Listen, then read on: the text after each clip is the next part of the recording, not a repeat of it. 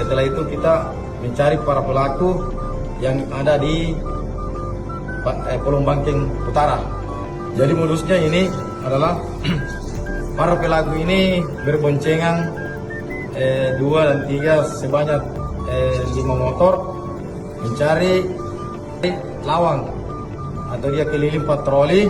Apabila dia menemukan orang, dia langsung menegur atau mendekati. Menjadi korban ada 2 orang yang luka. Lukanya pada bagian kepala dan kaki akibat senjata tajam berupa parang. Pelaku ini mengejar korban, mengayunkan parangnya di atas motor, kemudian menendang sehingga korban terjatuh. Dan setelah terjatuh, para pelaku melakukan penyanderaan dengan cara memarahi.